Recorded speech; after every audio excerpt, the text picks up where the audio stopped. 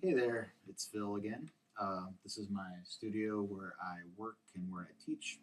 There's Mr. John Coltrane right there. And today's video, I want to talk about scales and the different approaches you can take to scales because you might be bored with just this business. Um, to talk about the scale a little bit more, I say too much. I realized in my last video I'm not eloquent at all, and I'm going to try to correct that. So I'm going to try to speak more intelligently this video. You probably learned from your teacher or from a book, anywhere else, the diatonic scale, or C, D, E, F, G, A, B, C, with this fingering. Now the question is, how do you apply it? Well, of course, you probably realize most melodies come from a scale of some sort. But what you might not realize is that the chords that accompany that all come from the scale too.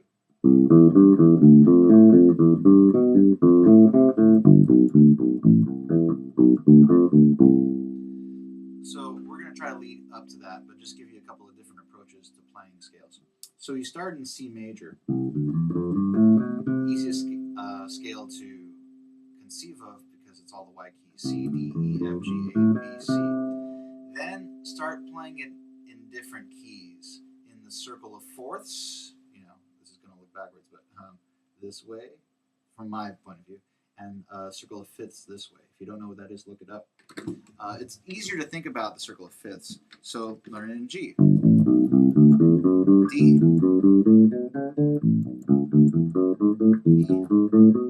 Oh, by the way, about A and E. Lots of my students can do this because they've memorized the pattern. But here's an open string pattern. Make sure you know that. That's for A and E. B,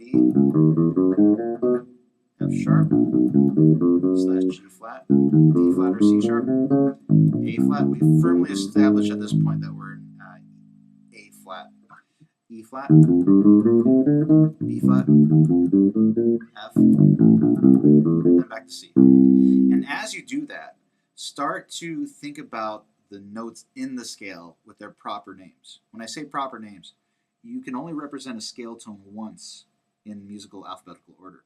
So in the key of E flat major, you have E flat, F, G, A flat, B flat, C, D, and E flat. It's very important that you think of it that way because you can't have E flat, F, G, and G sharp. No, not allowed. Because for one, you're in a flat key. For two, you need some kind of, after G, you need some kind of A. Either A natural, but in this case it's A flat, B flat, C, D, and E flat. Now this gets a little confusing when you talk about harder keys like G flat major. Let's use F sharp major. F sharp, G sharp, A sharp, B, C sharp, D sharp, E sharp. Weird, right? After D sharp, you need some kind of E. Okay? So you can't use regular E, so you have to call this E sharp. Yes, I know it's F, but you already had an F. You're tonic, right?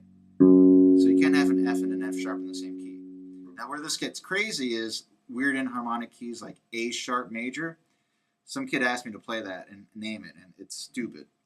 A sharp, B sharp, C double sharp, D sharp, E sharp, F double sharp, G double sharp, A sharp. Why double sharp? Because like I said, you can only represent the letter names once. That's why you never see a key of A sharp. Any composer that writes that is a jerk. You'll see B flat major. Much easier to think about. B flat, C, D, E flat, F, G, A, B flat. So be able to do that in all 12 of the keys. So that's your starting point. So you're like, okay, good, I got that. I'm up to that point. Well, how about 2 octave scales? Check this out. In G, I can just run the first octave. Now at this point, I can actually, instead of using my ring finger, use my middle finger. And out of strings on the 4th string, right? So I go into 9th position to get the finals 6, 7, and 8.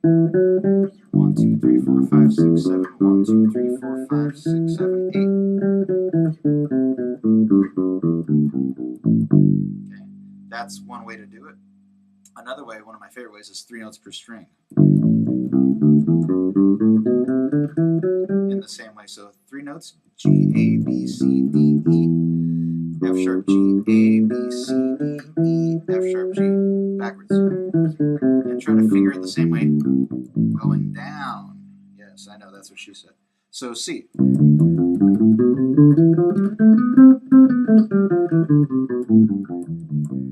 Okay, and then run this in all the keys.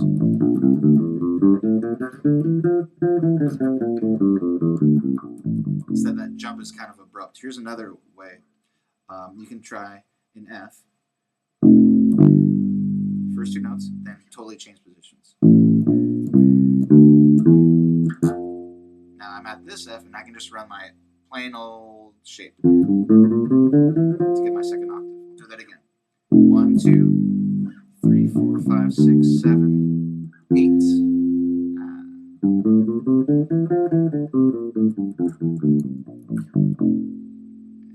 And then you start learning things that way. Another great approach is to play your scales in modes. So you probably are familiar with the medieval modes. If not, here's a quick run through. I'll do them in G, like that key on this bass. The major Ionian mode when you build it from the 1. Now the same notes, I'm still in the key of G. I'm still keeping that F sharp. A, B, C, D, E, F sharp, G, A. Okay, that's called the Dorian mode. In B, it's when you're still in the key of G, you're starting on the 3rd degree, we call this the B Phrygian. Now I know all of these terms are like weird and random, but just understand them, recognize them, and then move on, because it's more important to study chords that you build from these modes than actually playing songs in these modes. We're going to continue. This is called a Lydian, and it's just like major, but you have an F sharp in it. So if I'm on C, right? So I use that F sharp because I still remain in the key of G. It's important to think of it that way. Okay. Then I move to D.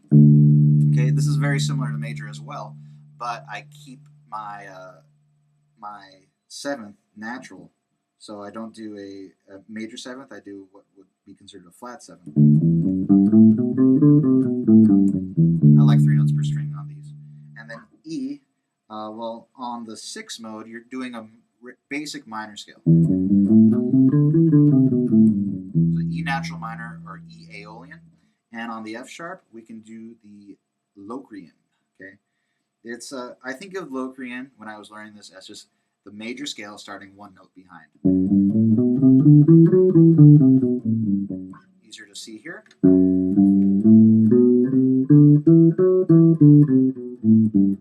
Then G. I'm back home.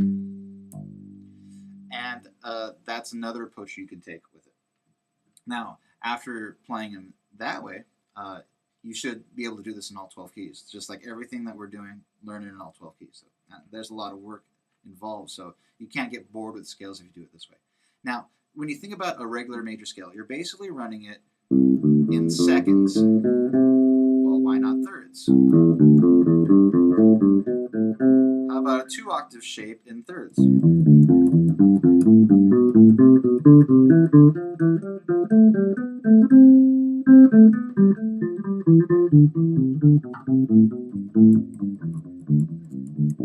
I got scary because I came down a different way, but I think I made it through. Practicing it in fourths. Okay.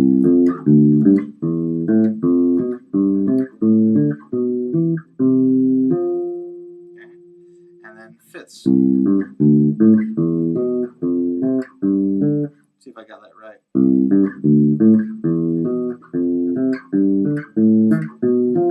Yeah, that's a diminished fifth when you do it right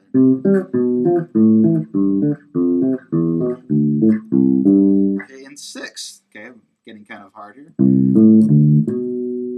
As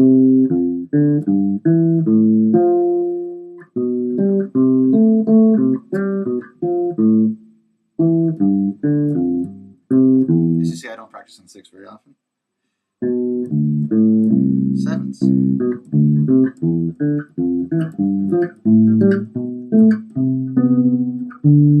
Okay. And then octaves if you please.